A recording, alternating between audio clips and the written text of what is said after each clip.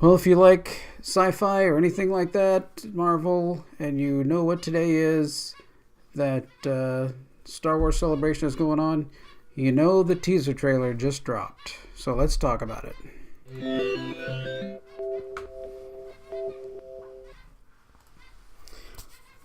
So we know J.J. Abrams has taken over the helm of this. We did see that Kathleen Kennedy was not there today because she was at the a meeting for uh, Disney Plus, the streaming service. I don't know. I haven't gone through and seen what the video is of that. I'll have to go and review that to see what happened there, what she said. I know there's going to be some Star Wars TV shows and things like that are going to come out of it. Um, but it's still led by the same thing. We'll see if Dave Filoni gets involved heavily and really gives us some good programming, because that would be the only way that anything good comes out of that whole thing. So hopefully that'll be what happens. We've got till November before that thing lights up and you can start subscribing for $6.99, which is a good price, which is definitely less than Netflix. I don't think that price will last long. I think they're going to start raising it up and getting it to $7.99, $8.99, $10.99. It'll be, they'll get content on it. It'll be $19.99 before, 4 or 5 years down the road. So get it while you can. Lock your price in while you can, right? Okay. Well, so we had our teaser here of the Rise of Skywalker. Let's talk about the name. Other names of other Star Wars films, right?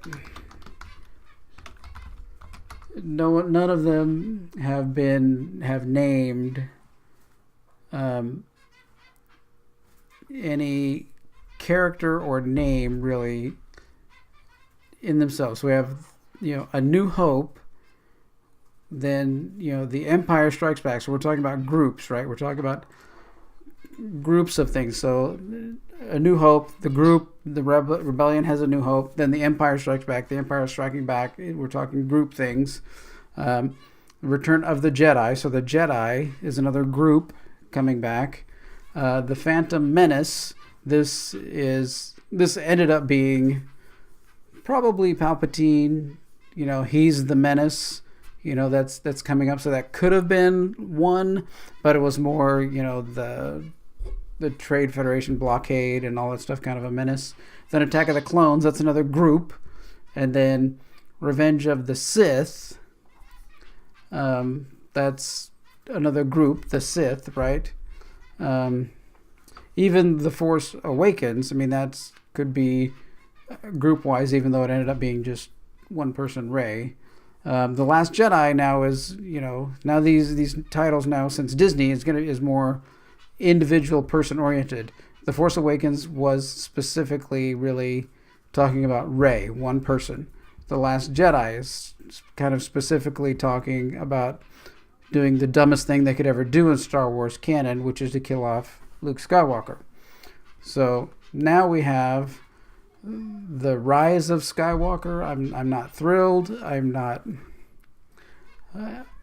I think it's a pandering thing, right? I think it's like, well, we're trying to negate anything that happened in The Last Jedi, because internally, I think they all know that The Last Jedi was a horrible, divisive film.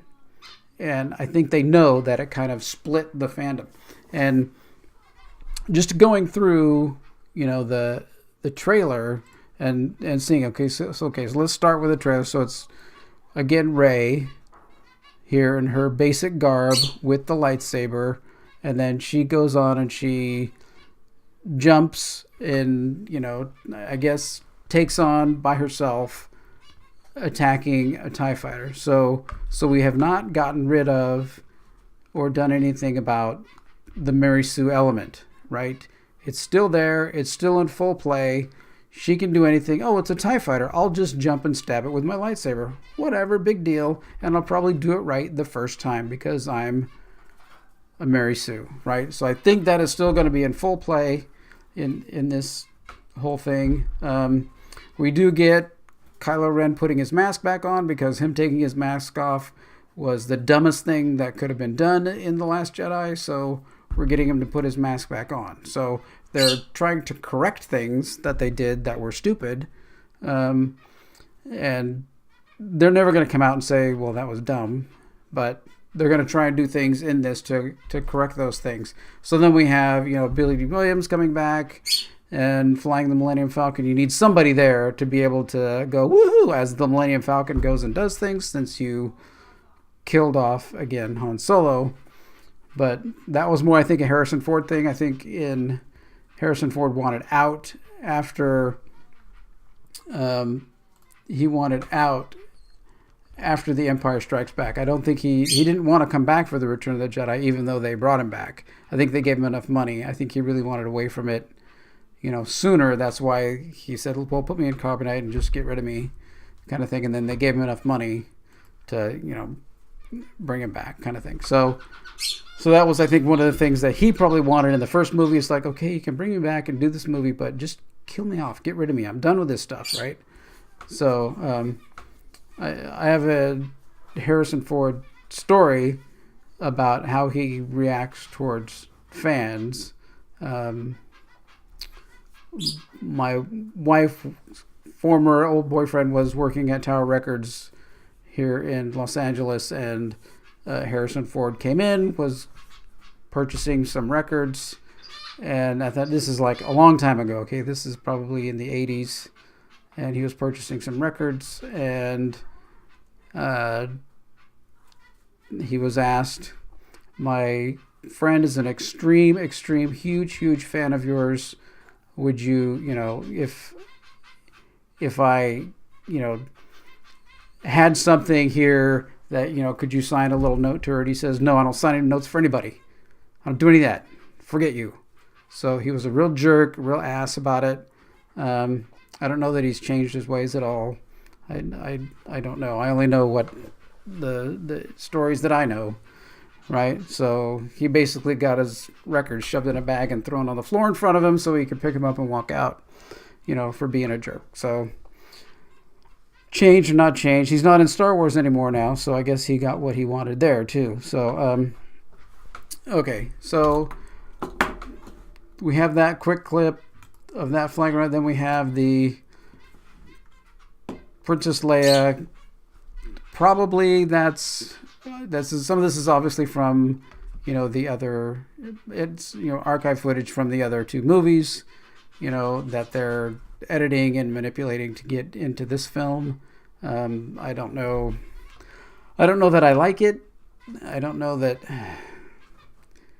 it's a little bit of nostalgia. Again, we're throwing everything into the pot that we can. We're bringing every character that we can to try and get somebody to like the film. And then, of course, the end of the trailer is saying that not everybody doesn't disappear forever. And then it's Palpatine's laughter going over the top of it. So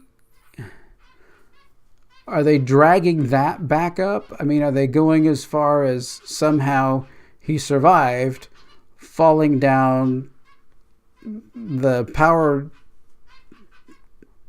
channel tube of the other Death Star, which then exploded, and that he somehow survived? I guess he's powerful enough in the Force, and he knows the secret to bringing people back to life. And since now being out in space by yourself, floating around, you can now Mary Poppins yourself anywhere. Well, I guess that's what he did. He Mary Poppins himself back down to Endor somewhere, and then eventually took off in another shuttle or something. I guess he can do that, because now that's part of Star Wars.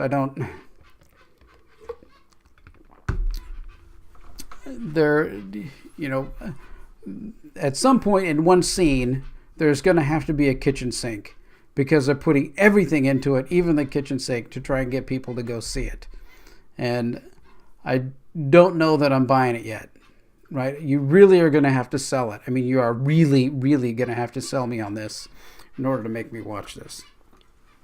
So we'll see. I'm sure there are enough people who are out there in this generation who are not as long invested as, some people like I am. I mean, here we have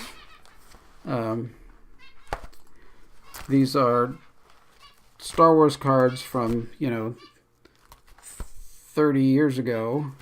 I have even more that I've collected. These are like the red series, like these some of the very original. I think was there a green series before that? I don't know, but all of the red series.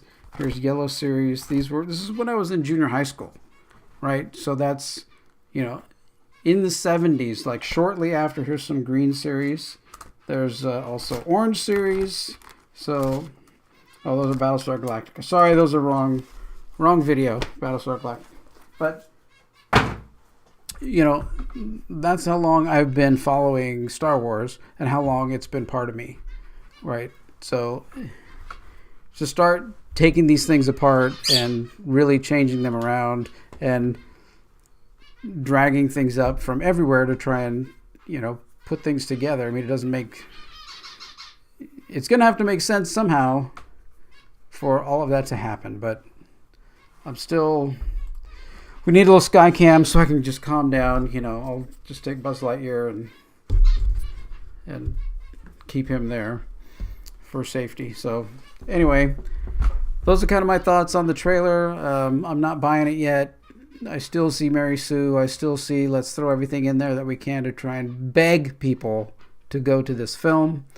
We'll see if something else comes out as more and more trailers hit it. We have till December. Of course, the next big thing right now is Infinity War, or Endgame, actually, and we'll see where that goes. I have tickets for Thursday night already. This hasn't helped me with wanting to do anything or have anything more to do with Star Wars again. So like I said, they're really going to have to do something to get rid of The Last Jedi. They need to, that's the thing. You need to basically erase The Last Jedi. This needed to be, Endgame's going to be 3 hours. So there's no reason you could not have had Episode 9 be split into 2 parts, and then we forget The Last Jedi and call this Episode 8 and Episode 9. And do it the way J.J. Abrams probably kind of had thought out and theorized and moved forward. But because, Kathleen Kennedy is an idiot for a leader, she has no idea how to run a movie production company, like Kevin Feige obviously does, other than Captain Marvel's a fluke, I think, hopefully. But I think Kathleen Kennedy, I still think, my opinion, she's a glorified secretary, and she's shuffling paper around and has no clue how to run this thing or do anything about it. I think, you can't aimlessly wander around without any direction. I've been in companies where anybody with $1 to invest was dragging the company from this direction to this direction to this direction. You can't do that. You got to have your goals and your direction that you want to go in, and you stick to that. Live or die by it, you stick to that. And you put people in place that are going to follow your vision and your direction and your storyline. Even the original Star Trek, when Gene Roddenberry built the original Star Trek episodes in the 60s, he wrote a huge book, a manual on these are the characters, these are how they act, these are the other aliens in the universe, and these are how they act and how they all react and play to each other. So that made it very clear to anyone writing a Star Trek episode in the 60s how they could write and use characters. It made it very simple. This guidebook that Gene Roddenberry wrote, which I'm sure that if Kathleen Kennedy had half a brain, if she would have sat down with George Lucas and said, I may not use your scripts, but please give me a guideline of what we need to be able to do in these stories, he would have done it, and then we would have gotten a completely different outcome in what films we're getting now. But like I said, when you let the secretary run the show, you don't get very far. So anyway, those are my thoughts. I tend to ramble when I get irritated about things, especially Star Wars, that I've been into for so long and is dying off. Okay, so that's it. Thanks for watching this. I do make videos like this about Star Wars and Marvel and Star Trek and Orville. Any TV shows, any entertainment things that I like, I'll make videos about it. I also make videos about photography and technology. They're arranged in playlists in the channel, so if you only want to watch a certain group of things, just go to that playlist and you can go through that. So I've all separated there. And subscribe, hit bells, do all those things, share everything else. Tell your friends. This is like my little hobby, and I appreciate all the comments. I try and respond to every comment that I get, and get some interaction going on. I appreciate everybody that's subscribed so far and has commented and interacted and everything. It's been great. I've been loving it. So thanks for watching and thanks for hanging out. Take care.